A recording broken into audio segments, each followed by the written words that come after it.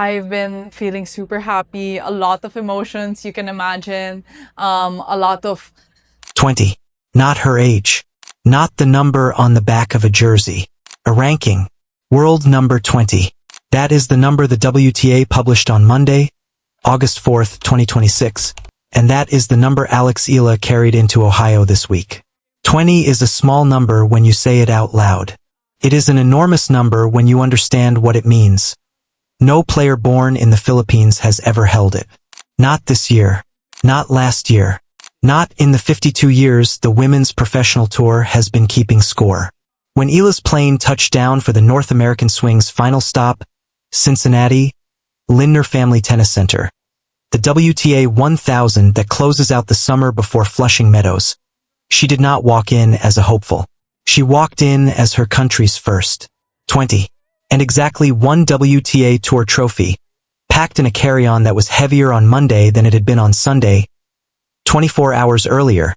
In a rain-delayed final in Washington, D.C., Eala had beaten the world number 3, Jessica Pegula, 4-6, 6-4, 6-love, to become the first player from the Philippines to win a WTA Tour-level singles title, according to reporting from The Guardian and the WTA's official match page.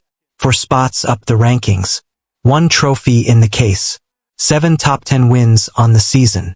Between the DC final and the moment she stepped into Cincinnati's field, Eala did not sleep in her own bed. She flew north to Toronto for the Canadian Open first, seeded 25, drew a first-round bye, and then west toward Ohio, where the deepest women's draw of the tennis year was already assembling. That is the turning point this script is about. Not a match. A hinge. Because here is the part that has to be said carefully. Cincinnati is not a soft landing. It is the hardest field of the year. When the tournament released its 2026 singles entry list, tournament director Bob Moran called it the amazing strength of this field. And he was not selling, he was describing. In reporting confirmed by the Cincinnati Open's own communications, world number 1 Aryna Sabalenka is entered. Defending champion Iga Swiatek is entered. Coco Gauff is entered. Roland Garros champion Mira Andreeva. Australian Open champion Elena Rybakina. Wimbledon champion Linda Noskova. A rejuvenated 4-time major winner in Naomi Osaka. The same Osaka Eala had beaten 48 hours ago in a Washington semi-final, 6-4, 6-2. And Jessica Pegula, the world number 3, who had spent Sunday and Monday trying to lift a trophy Eala took from her in straight games after the rain. All 10 women in the WTA's top 10 entered. And into that room walks the number 20. The tension of this story is not that Cincinnati does not want Alex Eala. The tension is that Cincinnati is exactly where a career either becomes a career or slips back to promise. 8 of the players she is most likely to draw are ranked higher than she is.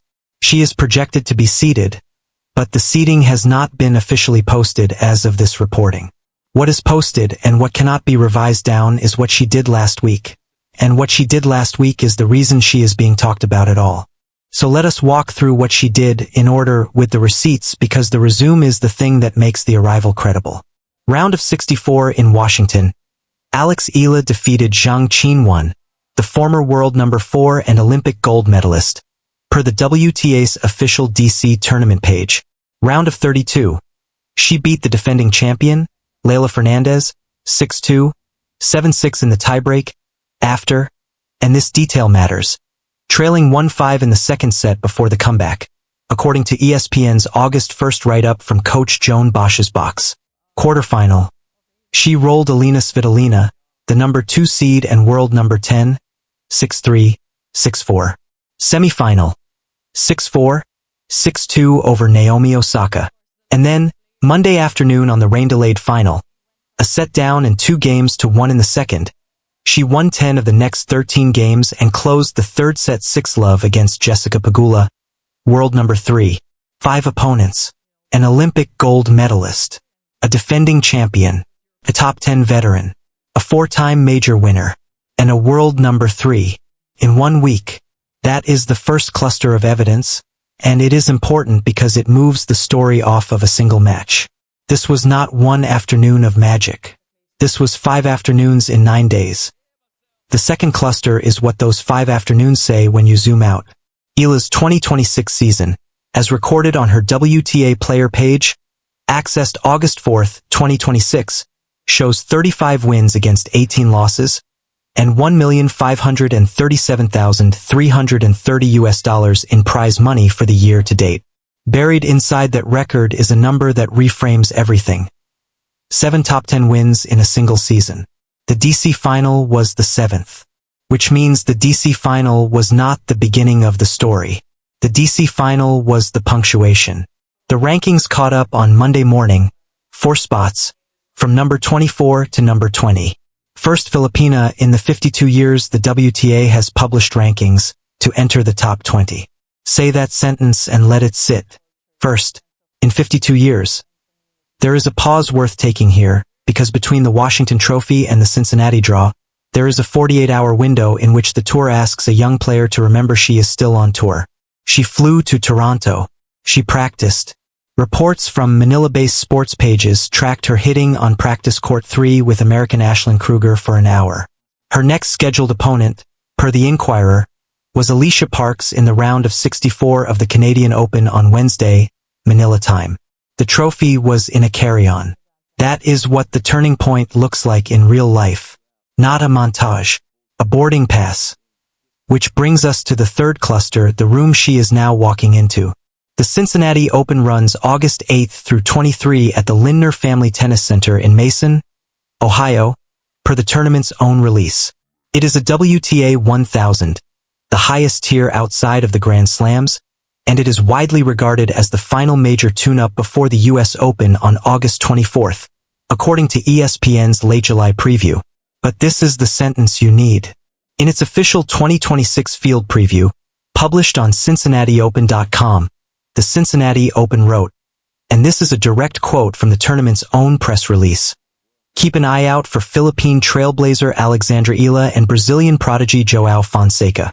This duo has ardent, raucous fans in the stands flying their colors wherever they land on the globe." That is not a fan account. That is not a hot take blog.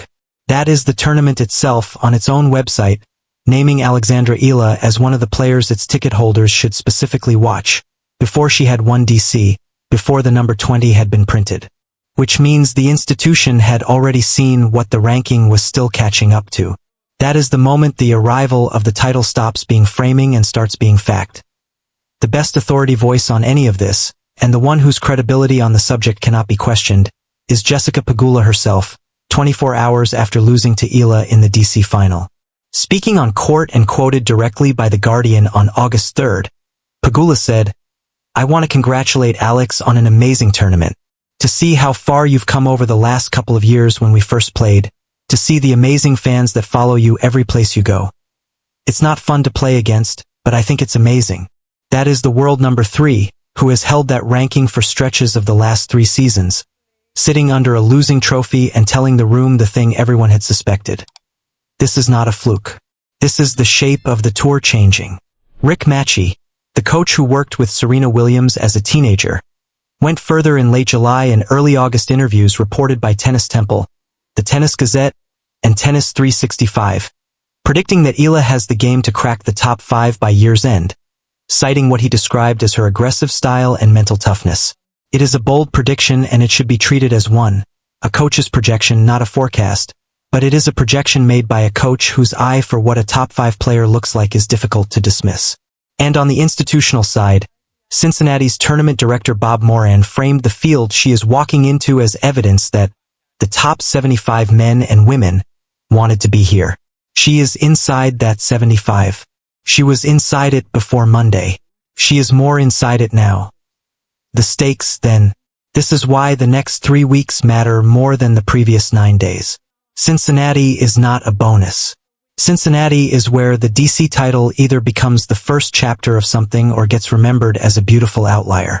The North American hardcourt swing, as ESPN's Rob Andrew Dongiapon laid it out on July 26th, is a month of 4 consecutive competition weeks by a player's clock, not 3 separate tournaments by a fan's calendar. Washington rolls into Toronto, rolls into Cincinnati, rolls into Flushing Meadows. Every match is a ranking point transaction. Every deep run compounds. And the ceiling is not abstract. The best Grand Slam singles finish by any Filipino ever remains a quarterfinal, achieved by Felicissimo Ampon at the French Championships in 1952 and 1953. 74 years old. T last year in Washington last week, and will be flying them at Flushing next month, per the Cincinnati Open's own acknowledgement. And there is the number 20, sitting next to her name for the first time. What she does with the number 20 over the next 3 weeks is what turns a turning point into a career, none of which is guaranteed. Which brings us, finally, to the room she is in now. Not the future. Not the projection. The literal room. On Wednesday, when the Cincinnati Open's main draw sheet is finalized and printed and taped to the wall of the Lindner Family Tennis Center Players Lounge, Alexandra Eala's name will sit on the same page as Aryna Sabalenka's. It will sit on the same page as Iga Swiatek's, the defending Cincinnati champion. On the same page as Coco Gauff's, the 2023 champion. On the same page as Jessica Pegula, who told her 24 hours ago that the fans following her are amazing. On the same page as Naomi Osaka, whom she beat in straight sets last Saturday.